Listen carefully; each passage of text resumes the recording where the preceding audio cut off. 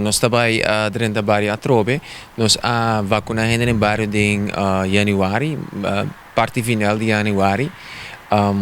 Tava tem pasta hine ku no pora bing pasoba na nga COVID de januário of dezembro. Nós agora é 3 luna aí, então nós começa a Atrobe. Então, etapa tur tipo de vacuna, mucha, de 2 para 18, de 18 para arriba, e prima vacuna, de 2 vacuna, e booster número 1, booster número 2, tur e serviço de vacuna, nós está fazendo em bairro.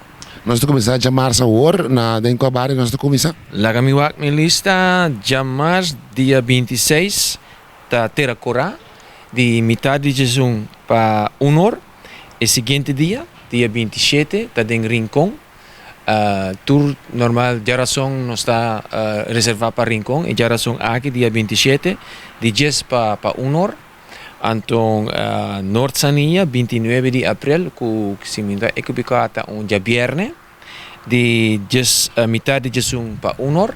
Então, a seguinte semana, nós estamos com a Ambuana, dia 3 de maio, que está geração.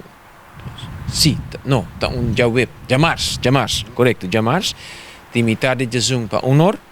E geração Atrobe, 4 de maio, nós estamos em Rincón, de 10 para 1.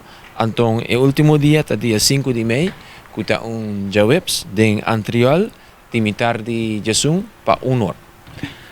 Então, tour é dia não está arriba é Facebook page do governo, se você acorda não worry, just sube a página de Facebook do governo, então para a tour é feita não.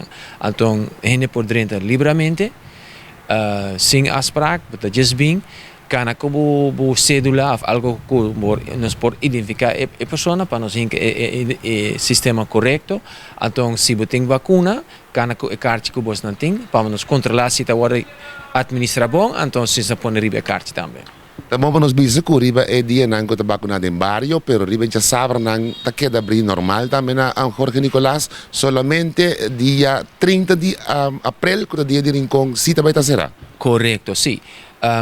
Sobra e dia de barrio, nós está seguindo, tour já sabe, vacuna de 9 para 2 horas da tarde, na Sport Hall, sobra corretamente e dia 30, para sobra dia 30, tour nós está vai celebrar na Rincón.